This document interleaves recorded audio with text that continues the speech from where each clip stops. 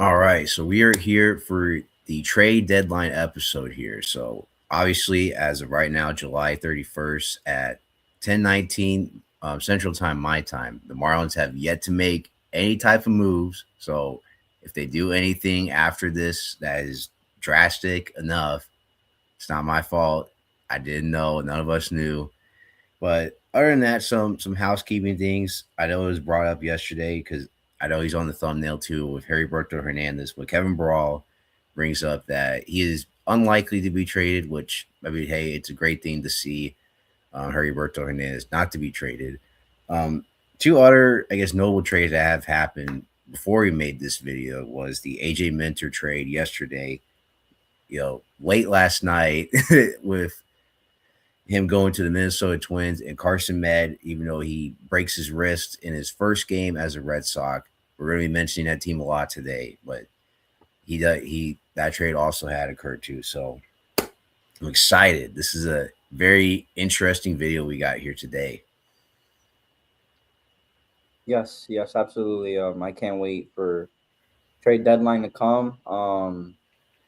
I think trade deadline is Monday, right? Yes. This coming Monday, yeah. So it'll be interesting to see from the Marlins' perspective what they do. Obviously, we don't really know if they're going to do anything, and we're going to be talking about that as we progress. But definitely a very intriguing trade deadline period for the Marlins. This is a very interesting position for the Fish to be in. Yeah. Well, one of the things I feel like the top need is one of the top two needs for this team. I have said it so many times, I forget now, but it is starting pitching. And I would argue too with a little bit of bullpen help, but some of that does play with injuries that you want certain guys back. But yeah, I without a doubt started pitching because you would really like for someone to take over Tyler Phillips' spot just to give him, bring him back to the bullpen, man. Like he's really good bullpen arm. But the key thing too, I want people to please keep in mind when it comes to all these trade rumors, because I know we have seen teams like the Red Sox really ask about Otto Lopez, Xavier Edwards, and all these different types of things that they're just simply doing their job. They're not. They're obviously for certain players, their asking price is gonna be astronomically high, especially with if it's Otto Lopez, a Yuri Perez, a Sandy Alcantara, heaven forbid, a Joe Mack, if they even tried to trade Joe Mack. But No. just to please keep in mind of that asking prices for certain players are going to be very high in comparison to other players. Yeah, and we'll definitely talk a little bit more about the whole Otto Lopez and Xavier Edwards situation, and I'm sure Colin has to give his thoughts about that. I know I have thoughts about trading either both of them. I don't think either of them should be in trade conversations, but like I said, we'll get to that later on. But yeah, in terms of what the Marlins are looking for, obviously third base has been a topic of conversation for a while. I don't necessarily think they're going to target anybody at third base, and I'll get into that later on as well when the time comes. But for right now, what they're looking for is definitely starting pitching. Fish on First, we spoke about it before we started this, but Fish on First put out an article. I want to say yesterday. Kevin Burrell and Isaac Azu, if I'm pronouncing his name correctly. They Yes. ended up putting out a guide for the trade deadline for the Marlins. And in that article, they mentioned that the Marlins are looking for, of course, starting pitching because it's obviously been a need of theirs the whole season, especially with the depleted rotation that they've had and that they've stuck with for several weeks by now. But in particular, they're looking for a replacement for Tyler Phillips. The Marlins obviously they want to keep Tyler Phillips on this roster if they can, and he's certainly not somebody that is in heavy trade talks, of course, and thank goodness for that because he is a really good pitcher. But it's obvious that Tyler Phillips, despite his duality and despite his ability to both be a solid part-time starter as well as a bullpen arm, I think it's clear that he works best when he comes out of the pen, and I think the Marlins brass have realized that as well. So, while Tyler Phillips can give you a solid start here now and then, um, it's obvious that his role, the reason why he's on this team, is to come out of the pen. and obviously he started the season that way as well. So we definitely need to go after some solid, legit starting pitching, to put him on the shelf a little bit, and obviously just give him, return Phillips back to his normal workload. But other than that, I don't really think we're going to be going after anything too crazy. The one thing that I can say for any trade that the Marlins make is expect them to get AAA talent or MLB level talent, like MLB ready talent that's still young. Like for example, Fish on First again, and I'm sure we'll talk about it as well. They put out a mock trade, I believe they have us sending Liam Hicks to Seattle for Emerson Hancock, something like that. I forgot the whole logistics of the trade, but Emerson Hancock, a young, solid pitcher who obviously is already a starter, who's only like 3 years into his career. Those are the types of players that the Marlins are looking for. They're looking for young players who are just starting their MLB careers or who are still in AAA who have the potential to come up pretty soon. Absolutely. I think you brought a good point too with the Emerson Hancock thing, which that did involve Heriberto Hernandez, but that's fine. The main thing too, I feel like, we'll definitely bring this up is with team control. With obviously, for people that don't know, Heriberto Hernandez, he has team control up until 2030, which I Yeah, find five it years. pretty crazy to believe that. But yeah, they're not gonna, well, maybe when they were 10 games above 500, you would say, well, maybe they go after like an Aroldis Chapman type of guy. But right now, I mean, the more I leaned into it and the more that kind of was throughout the season, like, yeah, especially with the uncertainty of next year, that team control is going to be a very big thing for this team. If they have like 3 to 4 years, they might target that. But other than that, I mean, I guess we'll go ahead dig right into it with the guy that we feel like is the most likely out of a lot of people to be traded with Liam Hicks. Obviously, he's had a career year, a year that had still leads the team in RBIs, and a lot of teams that are kind of reported out there. I know the Yankees are being brought up, the Red Sox. There might have been another team I missed, but I mean, if you ask me personally, do I think Liam Hicks gets traded? I'm still very 50-50 on it. I mean, a lot of me does think that it's an off-season move to be done because you want to essentially kind of sell high on the whole season that Liam Hicks had, not just to the point of the season that we're at, in my opinion. But obviously, things can change. I guess I'll just throw the two out there that I thought we were going to get traded, but the more I think about it, it's less likely, especially with a certain one of them. Um, Griffin Conine and Heriberto Hernandez. I know those two were kind of thrown out there a little bit here and there initially, but yeah, I mean, they've made it pretty clear. I mean, mainly with Burt, not with Conine, but that they're not really going to go anywhere, but they're going anywhere right now, I should say. But definitely two guys that I know that are on the thumbnail, but yeah, I don't think those two are getting traded. Hicks, in terms of the major league talent, of the hitting side, yeah, it's a good chance, maybe not, but it's still pretty much 50-50 up in the air in terms of, in my opinion, at least. No, yeah. I think of all the names that have been mentioned in trade rumors, I mean, first of all, I want to get something out of the way. This is the Marlins, so like every single year, unless if we end up being in a race for a division title somehow, some way, we're always going to be involved in trade talks, and you're always going to see guys like pretty much a lot of our notable names on our roster involved in potential trade talks or rumors every year. But you talked about the whole team control thing. Peter Bendix operates in a way where he doesn't give up a lot of guys who are under team control for multiple years, like 3 years or 4 years. So a lot of these guys do have a great chance to stay on the roster.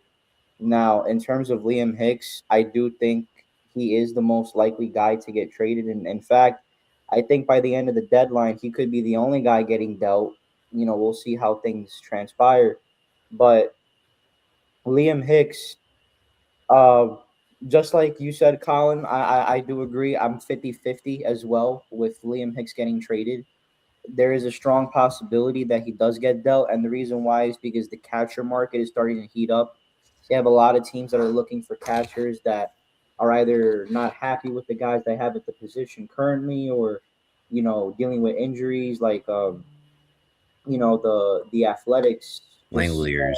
yes, Langeliers is out the rest of the season, I believe. So, um, obviously they need a catcher. So obviously, Liam Hicks is a suitable target for them. But you also have teams like the Yankees, the Red Sox, and I also wrote down the St. Louis Cardinals and potentially the Texas Rangers as teams that could try to get Liam Hicks and try to vie for his services. Liam Hicks, he does have team control for 4 more years, so that makes him an exception to the whole way of how Peter Bendix does things in terms of not giving up guys who do have a lot of who still have multiple years of team control. Um, but the reason why you see Hicks a lot in trade talks, and the reason why he could be dealt, and the reason why he is a realistic individual to get traded, is because the Marlins coming into the season, I think we all believe that our position of strength was pitching. So which is why I think we were all okay with us trading Eddie Cabrera and sort of reshaping our pitching staff. Well, now past the midway point of the season, I believe that our position of strength has shifted from pitching to the catcher. To the catch role, because as we saw Joe Mack coming up, and he's been nothing but a revelation as a rookie. I talked about it yesterday. He's a great two-way player. He gets things done both defensively and offensively. So Joe Mack is the future. He is like the number one guy in Miami in terms of catching. And not to mention, you still have Brian Navarreto who's backing him up. And of course, Augustine Ramirez is still lingering down in AAA, and he's just waiting to come up and get a second chance this season. So the catcher position is a position of strength, and Liam Hicks's primary position is catcher. Now he also plays first base, but now we have Kyle Stowers playing first base. So really, the only role that he could consistently take part in on this team is being the detonator hitter, the DH. But I don't think he really wants to be the DH, and I think he wants to be on the field as much as possible. So yeah, Liam Hicks getting traded certainly is not out of the realm of possibility. It is very possible. Uh, I guess to bring up, just trying to wrap up with the hitting, with AAA guys. I do believe Augustine Ramirez, he does have a chance to get traded, but I only really say that because, I mean, he could really use a change of scenery possibly. I mean, I know from what I've read and what I've been told, he has regressed a lot defensively and hitting this year. And I know the Marlins, they are so pretty much hell bent on making him a catcher when it's pretty apparent to a lot of people that watch Augustine Ramirez that it's not really a role that he should be playing. I know a lot of people, including me, have wanted him to play first base, but doesn't really seem like it's going to happen. Another name here that I find it pretty interesting that I didn't really think about until yesterday was Connor Norby. He's kind of in a very interesting spot too, to where, he's kind of a master at nothing, but can play a lot of play the really both hot corners. But he's been, right killing it in AAA lately. I know he hit a grand slam in the famous Jacksonville Jumbo Shrimp 12-13 game that they lost during that 12-game losing streak. And he's, continuing to really do well, but doesn't really have a set role on this team because, well, Kyle Stowers is at first base, and he seems like to be the first baseman of the future. And, you got the Gold Glover, Javier Sanoa, and say what you want about Jimenez and Grant Pauly offensively, but they're both kind of there right now until a guy like a Ivar Arquette comes into play next year or the year after, possibly. So, kind of watch out for Norby to be added on to a trade just to give him another change of scenery to where he has a true chance to play at the major league. No, yeah, absolutely. Connor Norby definitely was not a guy that I even remembered, to be honest with you, because his time this season has been so forgettable that you forgot about him, especially as of now because he hasn't played. He hasn't played since when? Since June? No, excuse me, since May. I don't remember him playing in June, right? I don't remember either, but it's probably around May to that early June part. Yeah, yeah. Because I know he wasn't here by the middle of June, but Connor Norby, yeah, I mean, you know, we talk about it. I was gonna bring this up later, but now I think is the perfect time. You mentioned Iva Arquette, and I briefly mentioned that Fish on First article earlier. In that same article, which I'll also put the link into in the description so you all could see it. I think it's very important, so I'll put it in there. Fishonfirst.com, great source by the way. I love that website. Great news for the Marlins stuff. But in that same article, the trade deadline guide, they mentioned that Javier Sanoja and Leo Jimenez will be splitting time for the rest of the season at third base, with the occasional Grand Pauly start. So the Marlins are kind of set for now as well as the future. Peter Bendix, the front office and the coaching staff, led by Clay McCullough, they're comfortable going with that 2-3 man rotation at the hot corner with Javi Jimenez and Pauly. So really, Connor Norby doesn't really have a place on this roster as of right now. There's no way he can play. Um, and obviously, he does play both. The initial corner at first base and the hot corner at third base, as you mentioned. So Connor Norby definitely for sure is someone that can be part of a package. I don't think you will see him be included in a standalone, minor deal. I think he'll be part of the package if we were to go after somebody. Uh, and that's only because, we still have Javi, Jimenez, Pauly, but this team really wants to work Iva Arquette at the hot corner. Even though Iva Arquette's natural position is shortstop, he could play second base and third base as well. And the Marlins want to work him at third base and they want to develop him there. So, with that being said, there's no way that Norby's going to be on this roster by the time next season comes around. So, I definitely expect him to get dealt. Definitely a name that we all overlooked because, well, he doesn't really have a lot of value at all because he hasn't done much of anything here at the majors. So, but that's definitely a name to keep an eye on. Connor Norby for sure. All right, so I feel like now would be a pretty good time to talk about the pitching side of this all. Who's all going, who's all staying, who's possibly getting sold high on. I will mention a prospect here that I know he has done pretty well in Double A, and he did get promoted to Triple A, but he has sort of been off and on a little bit with his walk command. But a guy who I think could be probably not sold now, but definitely in the offseason as a sell high candidate, because there's one thing that I guess we've all learned with Peter Bendix, that he does like to sell high on certain guys after great seasons or whatever they had made done that year. But Carson Milbrand, he's been killing it in Double A this year. Obviously, he was also in I believe it was the Futures game, a part of the All Star weekend, Hmm. and now in AAA, he's been off and on. The walks issue is still there, but definitely a guy that I know some people are like, well, let's keep him to see what he can do. He's still young, yes, but you're kind of putting yourself in like this Peter Bendix mode. That's a guy too that you can see like, well, maybe enough teams are more inclined to him that they will probably give up a higher end echelon prospect for a guy like Carson Milbrand. But other than him, obviously, the most likely guy I think is also gone from this team is Braxton Garrett. Which, oof, I mean, as a guy, I used to really like Braxton Garrett a lot, especially when he came on in 23, and I think he came on in 22 too. But I do distinctly remember 23 where he put up really a great season overall. I remember just him kind of killing it throughout that entire year. But yeah, ever since coming back from Tommy John, I believe it was Tommy John surgery, but he hasn't really, his role has kind of been kind of whatever on this team now. It's really diminished in a lot of aspects.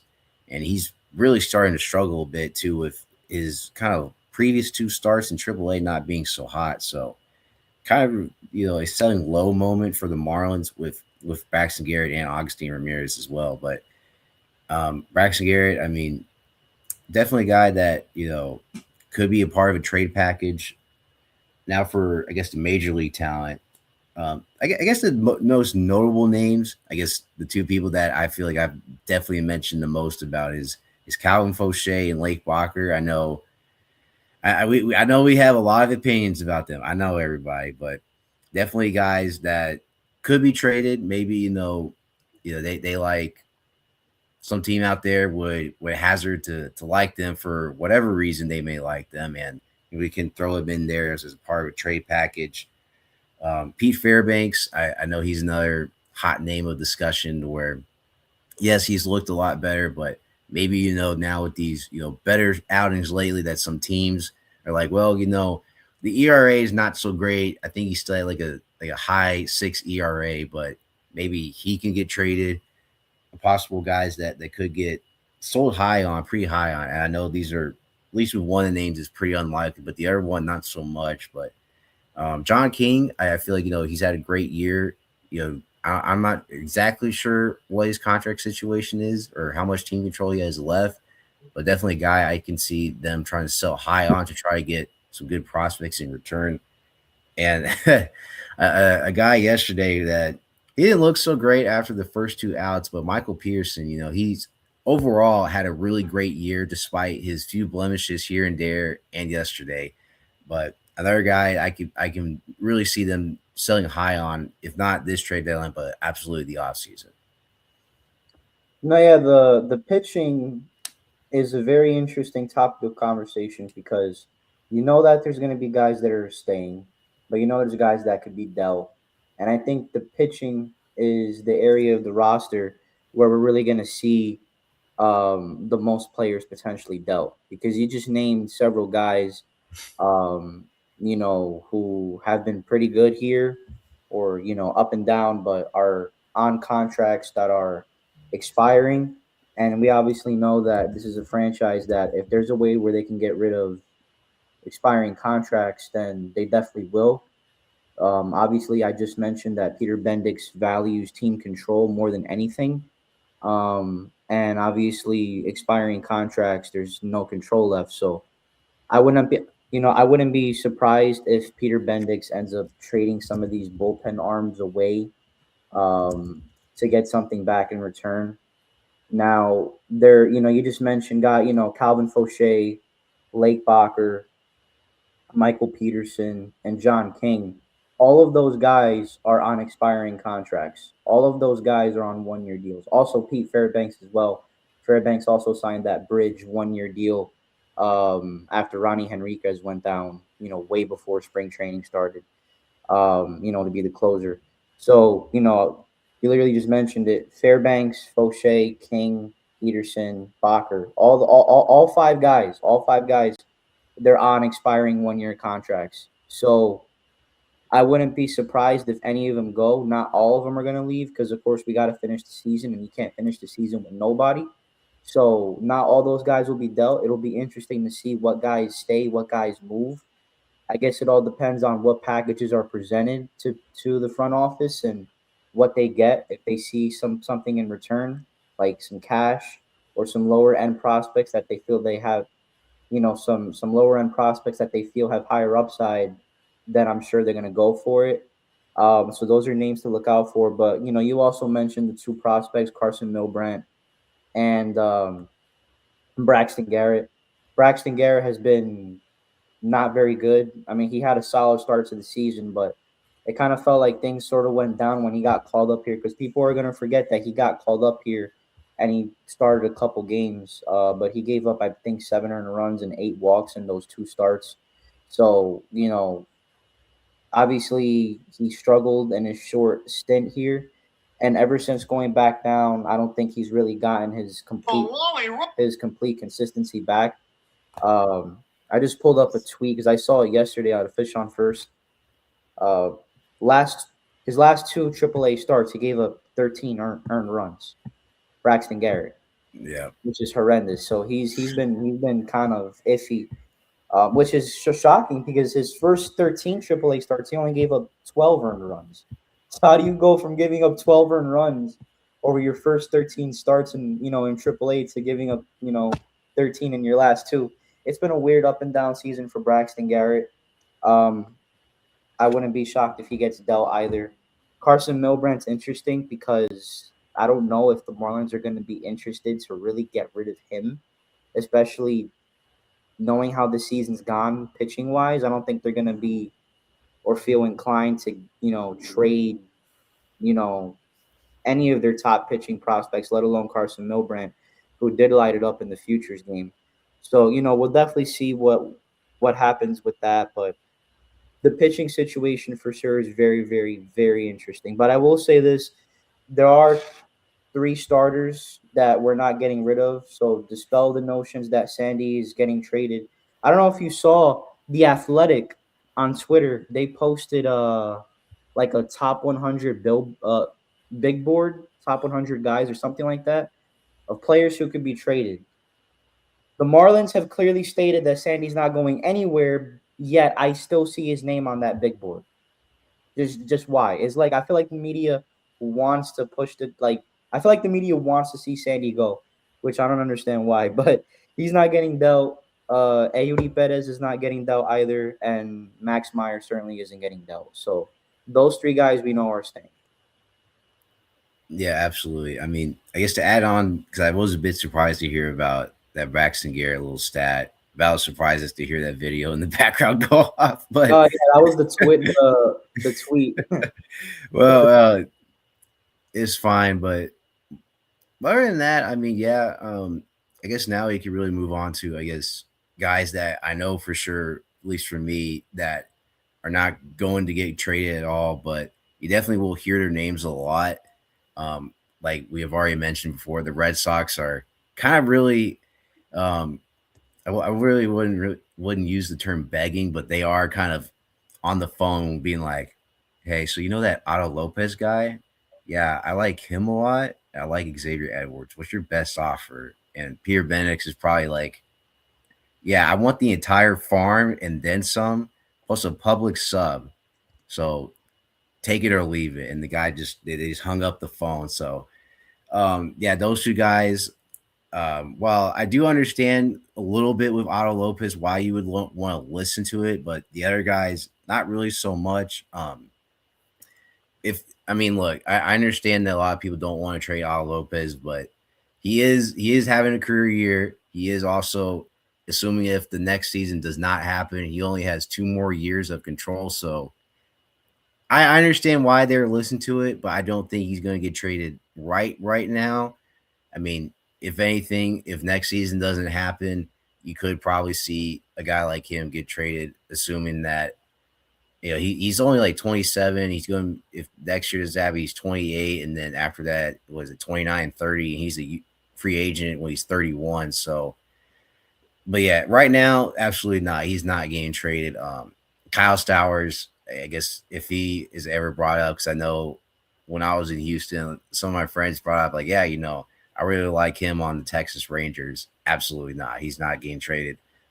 Joe Mack, if he were to get traded, I know he's not, but if he ever did, I will personally buy a plane ticket to Miami to walk up to Peter Bendix or Bruce Sherman, where and say, "What in God's name are you doing?" I mean, I probably get tackled down by like 5 security people, but the point being is like that's how confident I am that Joe Mack's not getting traded. Other than that, I feel like just to wrap things up, obviously, Owen Casey, he continues to do well in his rehab stint in AAA. I hope to see him sometime in this Mets series. If not in this Mets series, then definitely in the Atlanta Braves series to see him as well. But I feel like there's not really a whole lot else, I guess, AAA wise, that people that could get traded or might be throwing. I mean, not I don't know. There's no real distinction names. I mean, maybe a guy like an Andrew Pintar probably gets thrown in a trade. I'm not so sure about Jacob Berry. I mean, I don't know what they're going to do with him because he has struggled a lot since his hot start to the year. Excuse me, but I mean, he might be another guy that they might move on from because he's been so hot and cold a lot of times. Ryan Gage, I mean, I don't know what they're going to do with him either, but because he's only a part timer in AAA. Let's see. Kemp Alderman, no, I feel like a guy like a Kemp Alderman might possibly get a call up, depending on who's brought in versus who's brought out. So he's an interesting name to also keep an eye on. I'm trying to think. Anybody else I'm thinking of that could be, yeah, De Los Santos, no. Um, Maximo Acosta, yeah, no, I don't think Maximo is going to get traded, and that's kind of all the names that are coming to mind that I could think of within a reasonable mindset that could be in some type of conversation in some way. But if there's anyone else that I'm forgetting, just I would just please let me know. So No, yeah, I don't really know what is the deal in terms of the prospects. I did not see anything in terms of any prospects that the Marlins would be willing to trade away. Nor do I think they're going to, just because again, this is a franchise that is being ran by a front office that values the philosophy and the ideas of development and building up the farm system. And it wasn't too long ago when the Marlins had one of, if not the worst farm system in baseball. Peter Bendix has slowly started to build that up to a point where now you have, legitimate talent like Iva Arquette, like Cam Canarella, being regarded as top notch MLB potential players, top notch prospects. So I don't think that they're going to be really trying to bring anybody or involve any prospects, even, and that's even in terms of the lower end prospects as well, because how many times do we see teams get rid of lower end prospects that end up becoming stars after getting traded? Like it's happened plenty of times with tons of different teams. So, prospects, I think now it's definitely a commodity, a luxury that teams really value more than I would say 20, 25 years ago. I think teams now are more hesitant to give up prospects and deals, particularly lower end guys, because you just don't really know what these guys can become. So I really don't expect the Marlins to be heavy in terms of trading, um, established prospects in the farm system. I'm not banging my head on that. I'm not even focusing on that. If it does happen, then fine, because obviously, there has to be sweeteners and deals that get made, and every once in a while, you got to give up a prospect or two to complete a deal. But in terms of anybody that we could get rid of, I can't really think of anybody. Although, you know, I will say, you did mention the Owen Casey thing. Um, he should be coming back soon, hopefully. Because we desperately need him on offense. We need him to come back because this offense is terrible without him. Um, but who knows what we do? I don't know if you know. You mentioned Griffin Conine earlier. I don't think he gets traded, but because he is depth, he is considered great organizational depth for the outfield.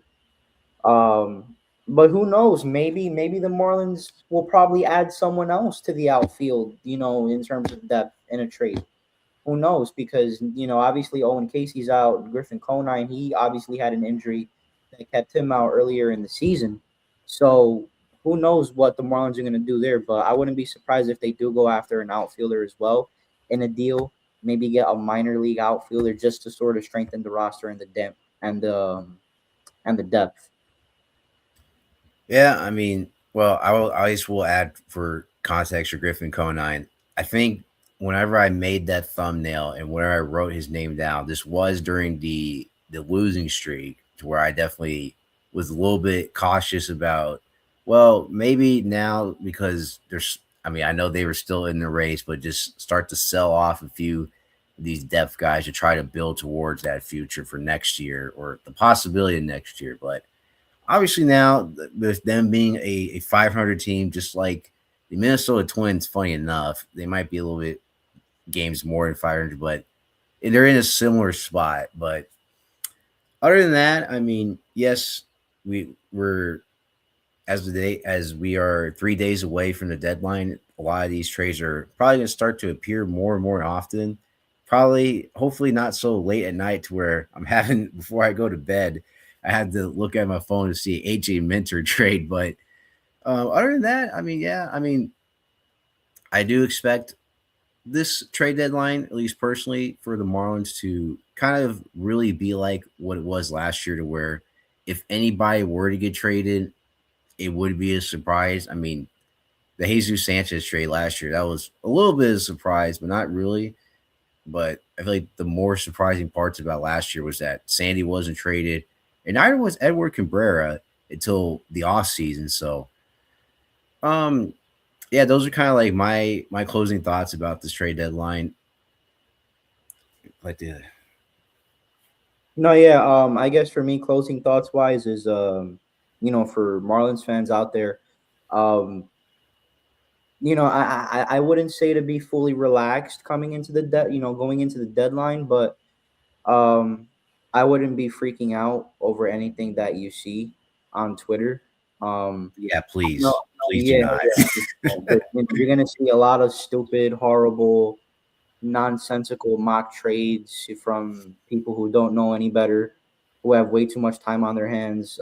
You're gonna see, a lot of, especially the Otto Lopez stuff. That stuff.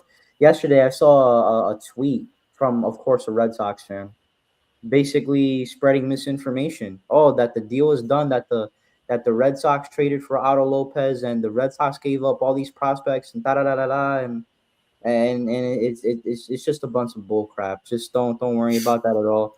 Um, I might come out with another video, maybe talking about the whole Otto Lopez Xavier Edwards thing, because we don't have enough time to get into that. But I have a lot of thoughts about those rumors, and if the Marlins were to trade them, then that would just be idiotic in my opinion. I know you mentioned that we might not have a season. Well, that might be true. We might not have a season next year, but you cannot operate with that mindset. You can't be a general manager or pretty much anybody in a league with that mindset of, oh, let's just trade this guy now because we're not going to have a season next year. Like, you can't operate like that. You got to always believe that there's going to be games that are being played no matter what's being said or what's being put out there, or what the situation is involving the whole salary cap stuff and the collective bargaining agreement and all that, all that extra stuff. Um, so I might come out with that. But yeah, this deadline is going to be interesting. Um, don't expect a whole lot of moves because I'm not expecting that. I would only say maybe two moves at the most, because Peter Bendix is not forced to trade anybody. This team is in a position where they could still make the postseason. They're 500.